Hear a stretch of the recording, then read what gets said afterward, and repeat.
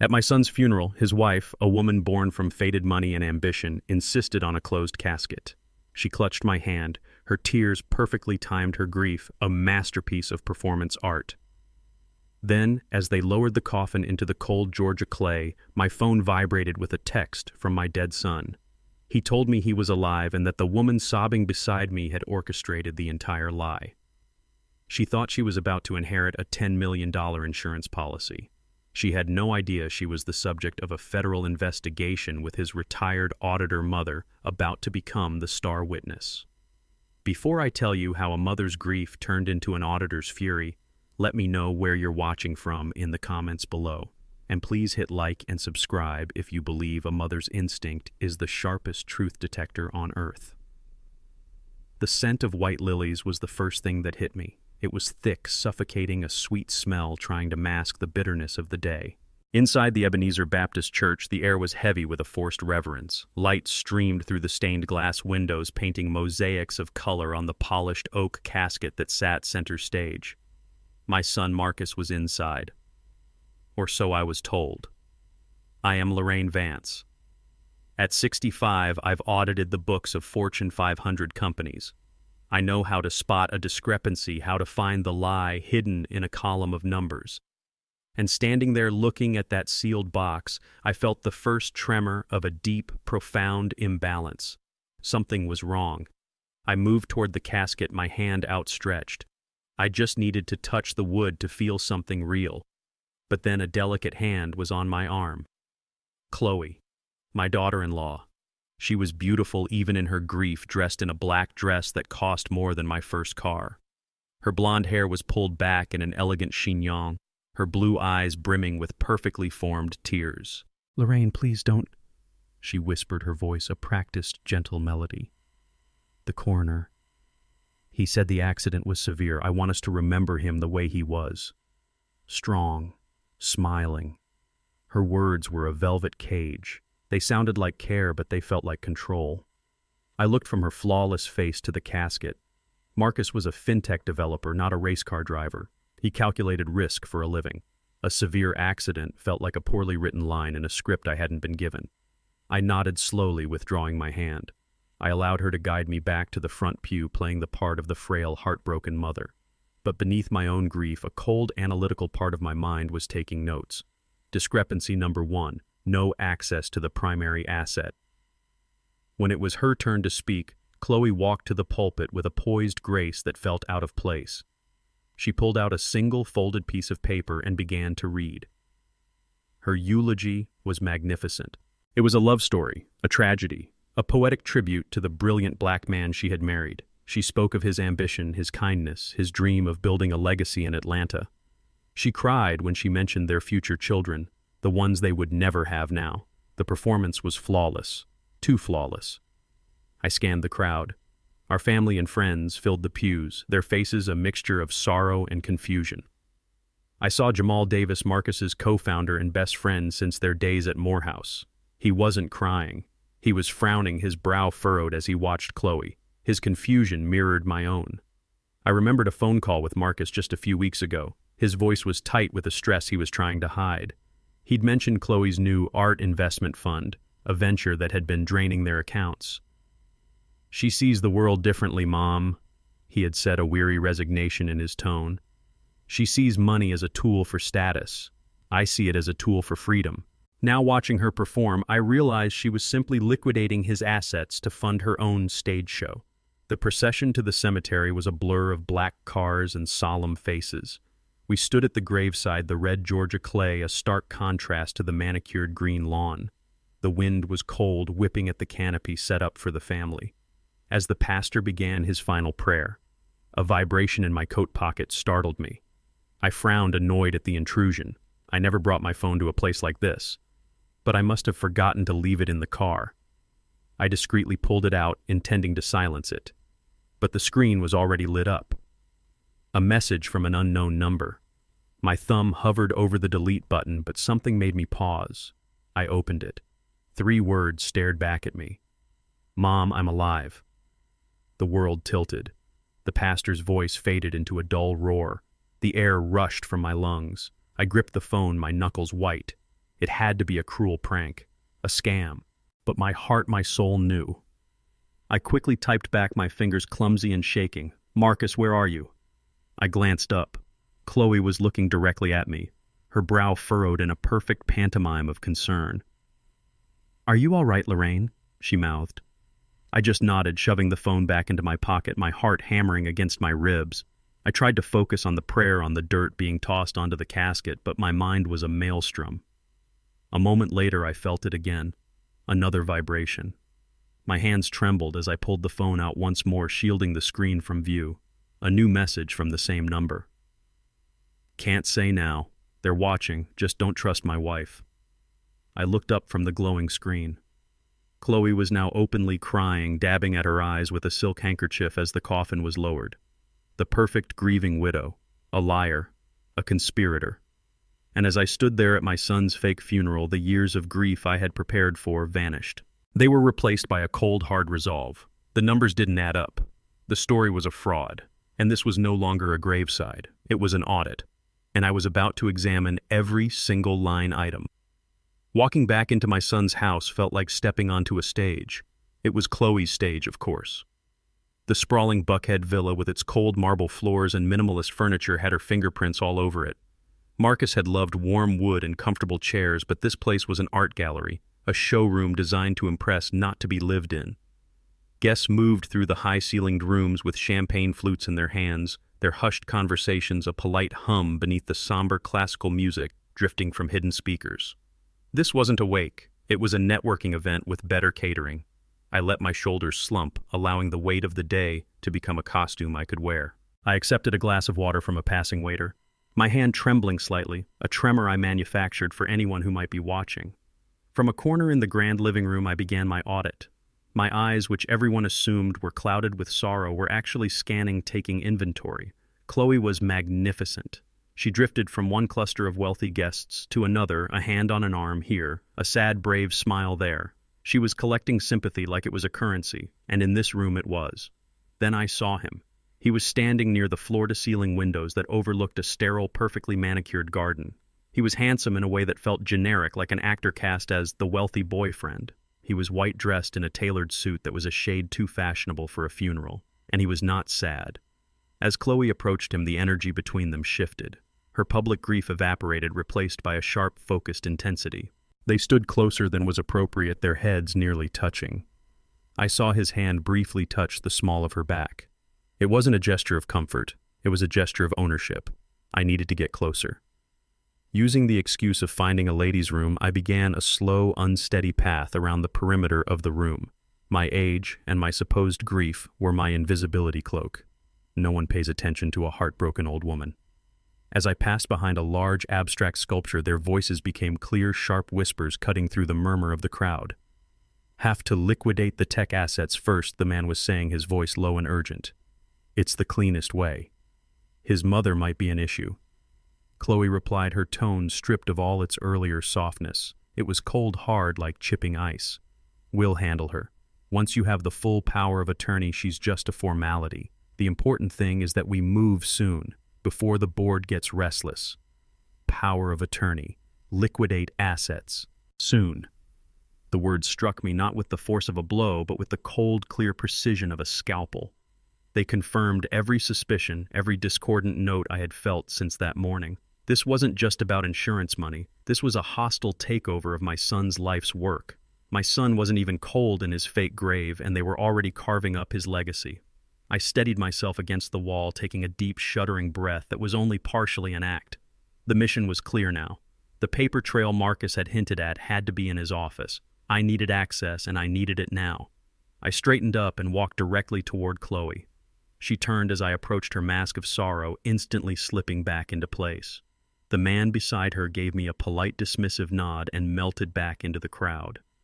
"Chloe, my dear," I said, my voice quiet and intentionally frail. "It's all a bit much for me. The people, the noise." I let my gaze drift toward the sweeping staircase. "Would you mind terribly if I went and sat in Marcus's office for a while, just to be in his space, to feel close to him?" It was the perfect request, a sentimental, grieving mother wanting to cling to her son's memory.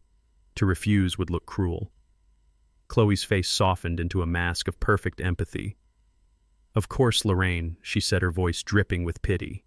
"You take all the time you need. I'll make sure no one disturbs you." She thought I was going upstairs to cry over photographs. She had no idea I was going upstairs to open the books on her. I gave her a grateful, watery smile. "Thank you, dear. You are so thoughtful."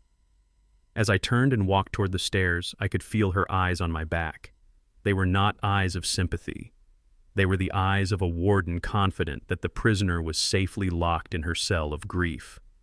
The sounds of the party began to fade with each step I took, replaced by the steady rhythmic beat of my own heart. The hunt had begun. I closed the heavy office door behind me, and the muffled sound of the party downstairs vanished. Silence. This was Marcus's sanctuary. Unlike the rest of the house, this room was him. The walls were lined with bookshelves filled not with decorative objects, but with books on coding, market analysis, and economic theory. A framed photo of the two of us at his Morehouse graduation sat on his desk, a rare crack in his professional armor. The room was immaculate, organized with a precision that I recognized as my own genetic trait. This was a space where facts were respected. I ignored the leather-bound journals, the sentimental trinkets. Chloe might search there for a hidden will or a love letter. I wasn't interested in words meant to deceive. I was interested in the one thing that could not lie: the numbers. I sat down in his large, ergonomic chair, which sighed softly under my weight. His dual monitors were asleep black mirrors reflecting my own determined face. I touched the mouse and they blinked to life, displaying a simple, clean desktop. A single icon was in the center of the screen, a stylized gold vault. Marcus had called it the Vance Vault, his encrypted cloud server where he kept everything important. A password prompt appeared. My heart beat a little faster. This was the first real door. I could call Jamal, ask him to hack it. But I knew my son. The password would be a test, a key he knew only I would hold. It wouldn't be his birthday or his social security number. It would be something from our shared history, a piece of data from a time before Chloe. I thought back to his childhood, to a scruffy little terrier mix he'd loved more than anything. I typed in the name, Sparky. The password box vanished. The vault opened. It wasn't a mess of random files. It was an auditor's dream. Folders were neatly labeled corporate taxes, investment portfolio, personal finances. My eyes scanned the list, and one folder immediately snagged my attention. Insurance. I clicked it. Inside a single PDF document. I opened it. It was a life insurance policy. The insured Marcus Vance. The beneficiary Chloe Vance. The payout $10 million. The date the policy was signed and activated was less than 3 months ago. The motive was sitting right there, clean, simple, and damning. This was the story Chloe wanted the world to see. A tragic accident, a grieving widow, a massive payout. But it was too clean. $10 million was a lot of money, but Marcus's company was valued at over 9 figures. It didn't make sense. I went back to the main directory. I needed to see the flow of cash, the daily transactions. I opened a folder labeled Active Accounts. It contained dozens of spreadsheets updated in real time. My eyes flew across the columns and rows, my brain, long dormant from retirement, snapping back into its old rhythm. And then I saw it. A recurring wire transfer once a month for the last 6 months from the company's primary operating account. The amounts varied, but they were all large. $50,000, $100,000. The recipient was a company I didn't recognize, CL Ventures. CL Chloe's initials. My breath caught in my throat. This was it. The discrepancy. The red flag waving in a sea of black ink. I clicked on the folder. Inside was a collection of invoices, all of them vague, citing consulting fees and strategic investments. There were no prospectuses, no business plans, no quarterly reports. It was a black hole, and millions of dollars from my son's company were being poured directly into it. Beside the list of transfers, Marcus had left a digital sticky note, a small yellow square on the screen. His words were a message from the grave. Investment into what? No reports, no returns. Need to check. He knew. He had already found the anomaly. He was already auditing his own wife. Suddenly, the memory of that phone call, the one I had overheard a few weeks ago, came rushing back with chilling clarity. I had been in the kitchen, and Marcus was in the living room, his voice lower than usual, but tight with a coiled anger I rarely heard. "You can't just keep pulling money out of the company account, Chloe." He had said the words sharp and clipped. "That's not our personal piggy bank. That's investor money. There are legal and fiduciary responsibilities. I couldn't hear her reply, but his next words were filled with a deep, aching frustration. A gallery opening is not a capital investment. We've talked about this. The spending has to stop. At the time, I had dismissed it as a simple marital spat over money. Now I saw it for what it was. It wasn't a fight, it was a confrontation. Marcus had found the leak. He was about to turn off the tap. And Chloe, along with her mysterious partner, had decided it was cheaper to eliminate the auditor than to balance the books. My son hadn't died in an accident. He had been erased like a line item in a fraudulent ledger. I saved a copy of the entire Vance vault to a small encrypted flash drive I always carried on my keychain. As the data flowed, I felt a cold calm settle over me. The time for grief was over.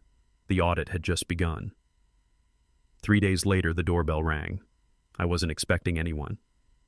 Through the peephole, I saw Chloe standing on my porch holding a large, insulated food carrier. It was a jarring sight. Chloe did not belong in my quiet, middle-class neighborhood with its manicured lawns and sensible sedans. She looked like a runway model who had taken a wrong turn. I opened the door. "Lorraine," she said, her voice soft and full of a manufactured warmth. "I was so worried about you all alone here. I brought some soup from that little place Marcus loved." She pushed past me into the foyer, her expensive perfume instantly invading my small, clean house. She placed the carrier on my dining table as if she owned the place, her eyes doing a quick, dismissive sweep of my comfortable, lived-in surroundings. She was assessing my net worth, I realized, gauging the size of the remaining obstacle. She turned back to me, her face a carefully constructed mask of concern. "How are you holding up?" "Really, I'm managing," I said, keeping my voice neutral. I would not give her the satisfaction of seeing me weak. "I know you are." "You're so strong," she cooed. "But you've been through the unimaginable. And there are so many details to handle. The estate, the company shares the taxes. It's a labyrinth. It would overwhelm anyone, let alone someone who is grieving." She opened her designer handbag and pulled out a sleek, leather-bound folder. She placed it on the table next to the soup. The sound it made was a soft, final thud. "My lawyer," she continued, her voice dropping to a confidential whisper, "he was kind enough to draw these up, just to make things easier on you." She opened the folder. Inside was a thick stack of papers filled with dense legal jargon. But I didn't need to read the fine print.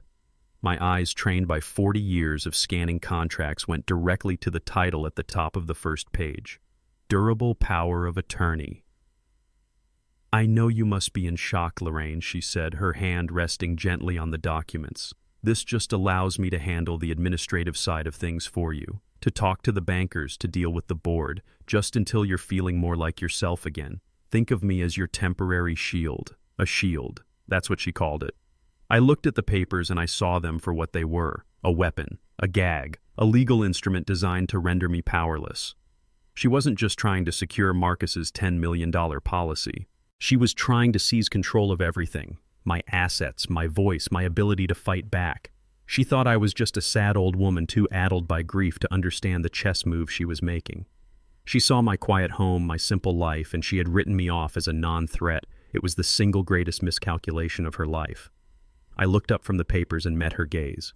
I let a small, weary smile touch my lips. "That is very thoughtful of you, Chloe," I said, my voice gentle but clear. I slowly pushed the folder back across the table toward her. "But it won't be necessary." Her perfectly sculpted eyebrows rose a fraction of an inch. "Lorraine, this is for your own good. To protect you—" "Thank you, dear," I interrupted, my tone still soft but with an edge of hardened steel just beneath the surface. "But I am still quite lucid enough to manage my own affairs." For a single beautiful second the mask slipped. The empathy vanished from her eyes, replaced by a flash of cold reptilian fury. Her jaw tightened and the corner of her perfectly painted mouth twitched. She saw me, not as a grieving mother but as an adversary. She had played her card and I had refused to fold. Then just as quickly the mask was back in place. She gave a little laugh, a brittle, unconvincing sound. "Of course, I didn't mean to presume, I just want to help." "I know," I said.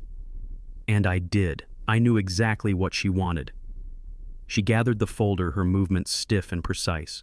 The friendly visit was over. She made a few more empty offers of help before leaving the expensive soup sitting on my table like a forgotten prop. I locked the door behind her and leaned against it, my heart beating a steady, determined rhythm. The lines had been drawn. Chloe had declared war, assuming she was fighting a crippled old woman.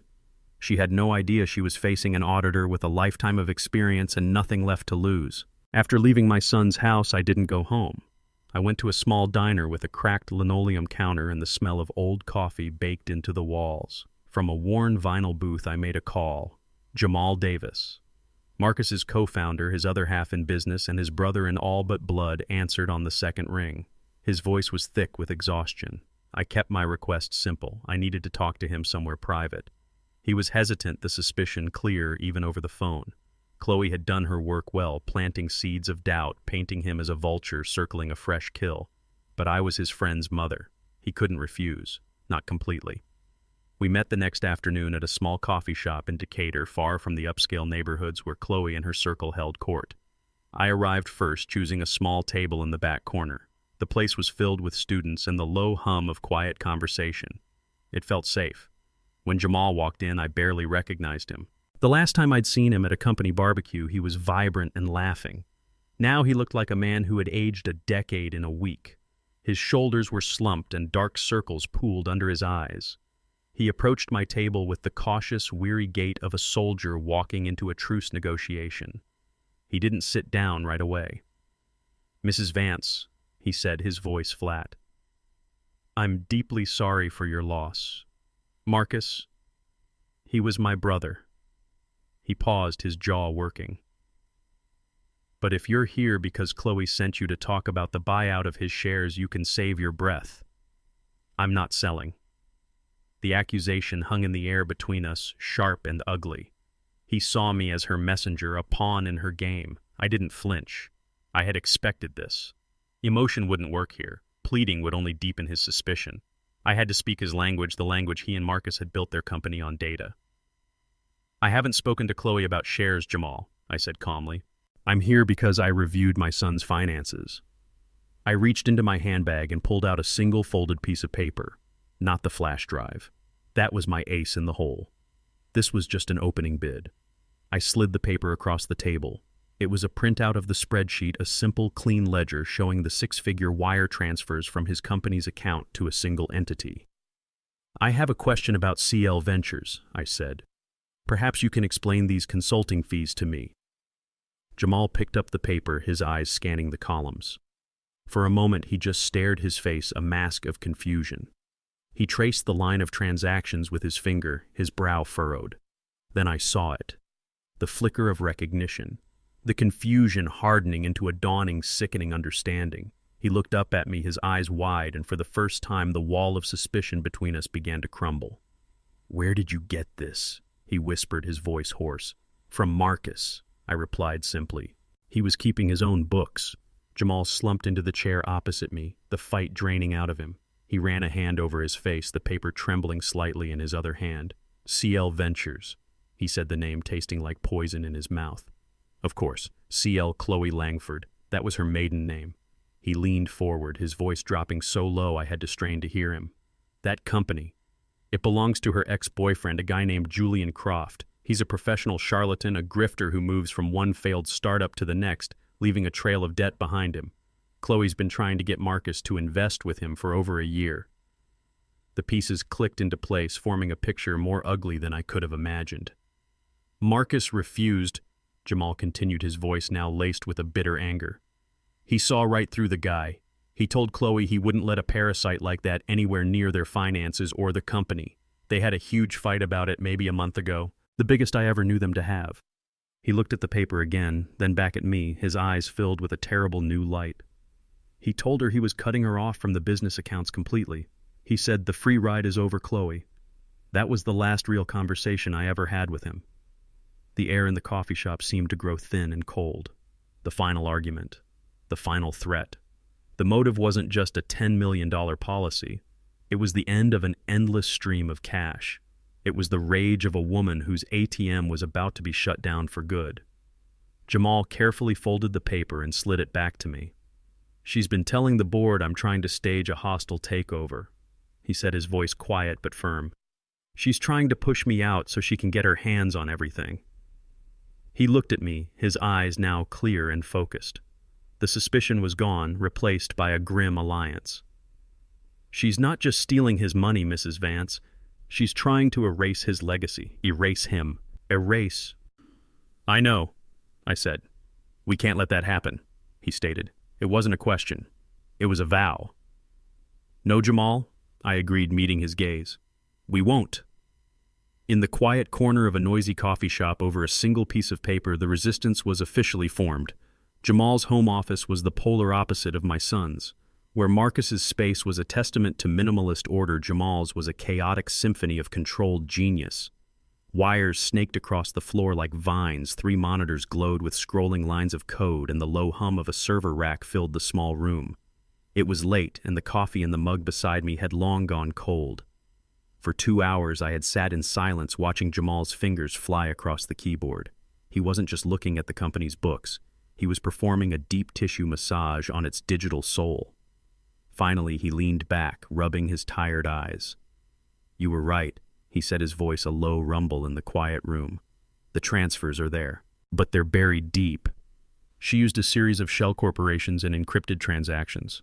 It's a professional job. She was laundering the money, washing it clean. Trying to trace it would take the authorities months, maybe years. He shook his head in a kind of weary admiration. It's disgustingly brilliant. My heart sank. A long, drawn-out legal battle was a war of attrition, a fight I wasn't sure I had the resources or the time to win. Chloe would hire the best lawyers, burying the truth under an avalanche of motions and delays. But Jamal wasn't finished. He leaned forward again, his eyes fixed on one of the screens. But there's something else, he murmured, more to himself than to me. Something that doesn't belong. He pointed to a string of code highlighted in green. This script, it's not part of our platform. It's a ghost. But I know that style. That's Marcus's digital handwriting. It's a personal protocol he must have embedded himself off the books. For the next 20 minutes he worked with a renewed intensity, his fingers a blur. He muttered to himself, running diagnostics, bypassing security layers that Marcus himself had built. I watched, holding my breath, as he peeled back the layers of his friend's final secret. Suddenly he stopped. He stared at the screen, his face pale in the monitor's glow. Oh, Marcus, he whispered, his voice full of a sudden, profound sorrow. You clever, clever man. He turned to me, his eyes wide with a mixture of awe and horror. Mrs. Vance, he began, his voice trembling slightly. This is a contingency plan. Marcus built a dead man's switch. I just looked at him, waiting. The term sounded ominous, final. He took a deep breath, trying to translate the complex code into simple truth. It's an automated protocol. It's tied to his personal login. If his credentials aren't used to access the company's core server for 30 consecutive days, the switch is triggered. Triggered to do what, Jamal? I asked, my voice barely a whisper. On the 30th day, he said, his gaze unwavering, the system will automatically compile a data packet. Everything we've been looking for. The wire transfers to CL Ventures, the fraudulent invoices, the offshore account details, everything Chloe has been doing for the past year. Then it will encrypt the packet and send it to 2 recipients. He paused, letting the weight of his next words settle. The first recipient is an anonymous tip-line email address for a joint task force at the FBI and the IRS that handles high-level financial crimes. He looked at me, his expression softening into one of deep empathy. The second recipient, Mrs. Vance, is you. The air left my body in a silent rush. I leaned back in my chair, the world seeming to tilt on its axis. It all became devastatingly clear. This wasn't an accident. This wasn't a random act of greed. My son knew. He knew he was in danger. He knew Chloe was capable of this. He couldn't go to the police. He had no concrete proof, only the data that he, a loving husband, had found. So he prepared for the worst. He built a weapon that would only fire after he was gone. He created a final, irrefutable testimony that would be delivered from beyond the grave. And he made me, his mother, the executor of his final will. He had been playing a chess game for his own life, and he had set me up to make the final winning move. How long, I asked, my voice hoarse. Jamal checked a digital calendar on his screen. The funeral was 20 days after he last logged in, he said quietly. Today is day 20. The switch triggers in 10 days. 10 days. A ticking clock. A bomb set by my own son, We didn't need to go to the police and try to convince them with circumstantial evidence. Marcus was about to deliver a signed confession directly to the federal government. Our job had changed. We weren't investigators anymore. We were stage managers. We had 10 days to ensure that when that bomb went off, Chloe was sitting right at the center of the blast with nowhere to run. The 10th day arrived not with a storm, but with the clinking of champagne glasses and the soft murmur of Atlanta's elite. The High Museum of Art had been transformed into a shrine to Chloe's ambition. Crystal chandeliers cast a glittering light over the marble floors of the grand atrium. A string quartet played softly in the corner. And everywhere, on every projection screen, on every program, was Marcus's face smiling benevolently over the name of the foundation he had unknowingly funded, the Marcus Vance Memorial Fund for Emerging Artists. It was the grandest stage Chloe could build a monument to her own performance. I had watched her on the local news that morning, her face a perfect portrait of noble grief as she spoke about continuing Marcus's legacy of giving back. She was brilliant, I had to admit. She had taken his name, his reputation, and his money, and was using them to purchase the one thing she craved above all else, social coronation. Tonight, she was not a widow. She was a philanthropist, a patroness of the arts, the queen of a city that adored a good story. When Jamal and I arrived, the gala was in full swing. He looked sharp and composed in a dark tailored suit, his presence a quiet statement of authority. I had chosen my own outfit with the care of a general preparing for a final battle. I wore no black. Instead, I had chosen a deep emerald green dress, simple, elegant, and severe. My silver hair was swept back, and the only jewelry I wore was a single understated pearl necklace. We were not here to mourn. We were here to close an account. As we stepped into the atrium, a ripple of whispers went through the crowd. Heads turned. Chloe, who was holding court near a massive ice sculpture of a swan, froze when she saw us. For a fraction of a second, her practiced smile faltered. It was a tiny crack in the porcelain mask, but I saw it. Surprise, annoyance, and perhaps a flicker of fear. She had not expected us. She had certainly not expected us to look like this. We were not the defeated, grieving family members she had cast in her play. We were an unscheduled plot twist. She recovered instantly, gliding toward us, her shimmering gown trailing behind her like a royal train. "Lorraine Jamal!" she exclaimed, her voice loud enough for those around her to hear. "I'm so glad you could make it. I know how hard this must be." She enveloped me in a cold, papery hug, her perfume cloying and sweet. "You've done a wonderful job, Chloe," I said, my voice even and calm. "Marcus would have been impressed." Her eyes narrowed slightly at my choice of words, but she kept smiling. "It's what he would have wanted," she said, before turning her attention to Jamal, her tone shifting. "Jamal, I'm surprised to see you. I heard you were busy with transition documents at the company." It was a subtle jab, a reminder to the listening ears that he was the usurper, the one trying to profit from tragedy. Jamal met her gaze without flinching. "I wouldn't miss a night honoring my partner's legacy," he said smoothly. "And as the acting CEO, it's my duty to be here." Checkmate. Her smile tightened. She murmured a polite excuse and drifted away, swallowed back into the adoring crowd. But her composure was ruffled. Our presence had changed the temperature in the room. For the next hour, we moved through the gala, a silent two-person auditing team. Jamal spoke with board members and investors, shoring up alliances. His presence a calm and steady counterpoint to the narrative Chloe had been spinning.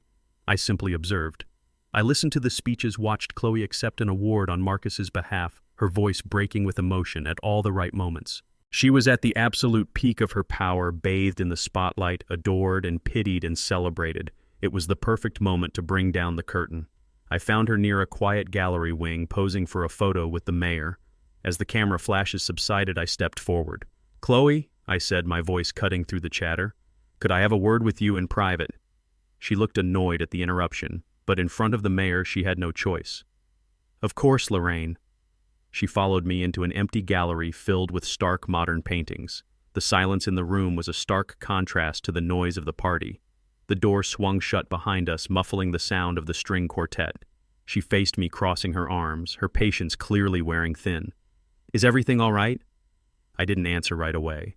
I let the silence stretch, letting her carefully constructed poise begin to fray.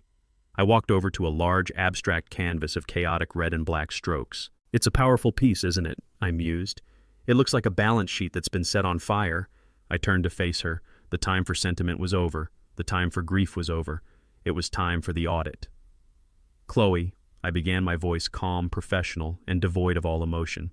I've had some time to review the estate documents. As Marcus's mother, I'm sure you understand my need for clarity. She stood a little straighter. Of course. I started with the new insurance policy. I continued, ticking off the items on a mental ledger. $10 million. A prudent, if somewhat recent decision. I paused, then took a step closer.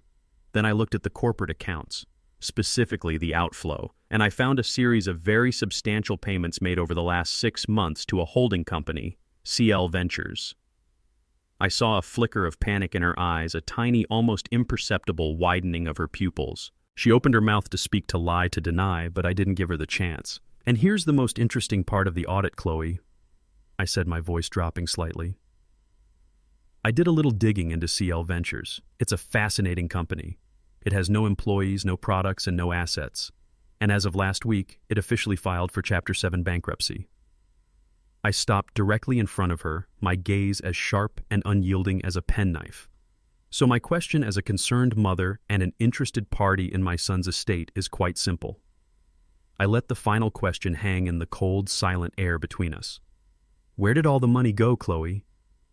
A strange, ugly sound escaped Chloe's throat. It was a laugh, but brittle and sharp, like glass breaking.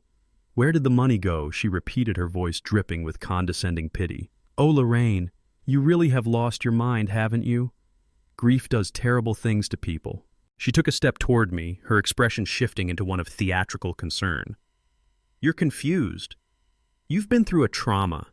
You're concocting these wild fantasies, these conspiracies, because it's easier than accepting the truth that Marcus is gone. She shook her head, a sad, practiced motion. You have no proof of any of this. It's the rambling of a grieving, delusional old woman. No one will ever believe you.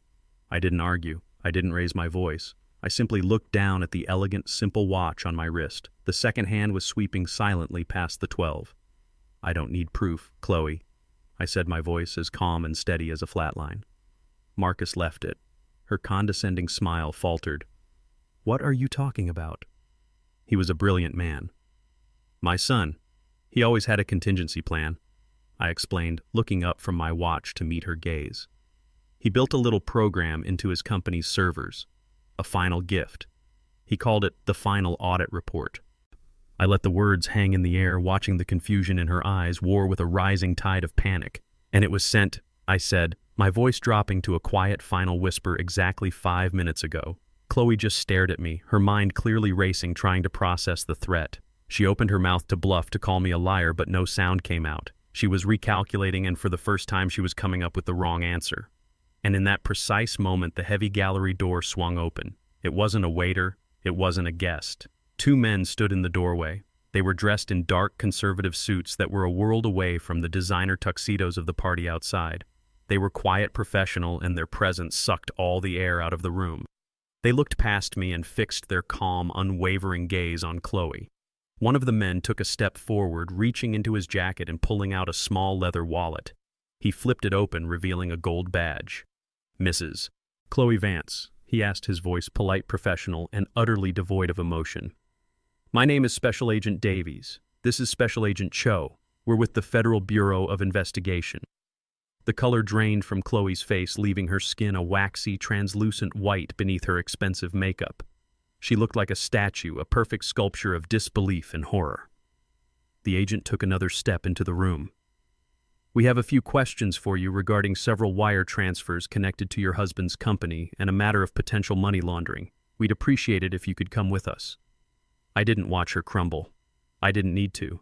I had seen enough numbers in my life to know when an account has been zeroed out. The Special Agent Davies murmured something to her, a quiet instruction. Chloe didn't seem to hear him. She was a porcelain doll frozen in a silent scream. The other agent gently took her arm. The touch was light, but the implication was as heavy as steel.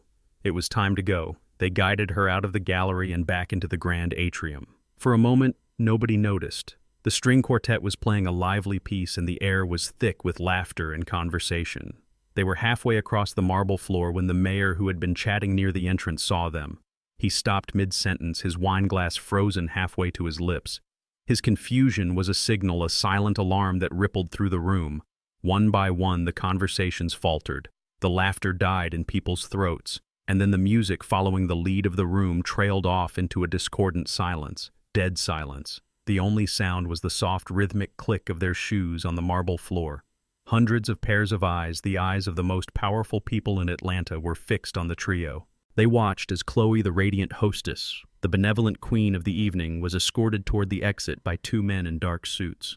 Her face was a blank mask of ruin, her shimmering gown suddenly looking like a cheap costume. No one shouted. No one gasped. The silence held for a long, pregnant moment, and then a new sound began. It started at the edges of the room and spread inward, a dry, rustling sound like fire catching in dry grass. Whispers. The sound of her entire world, the social standing she had killed for, turning to ash in a matter of seconds. In their eyes, she was no longer a tragic widow. She was a scandal, a cautionary tale, a juicy piece of gossip to be traded over brunch for the next 6 months. For Chloe, I knew that was a fate far worse than any prison.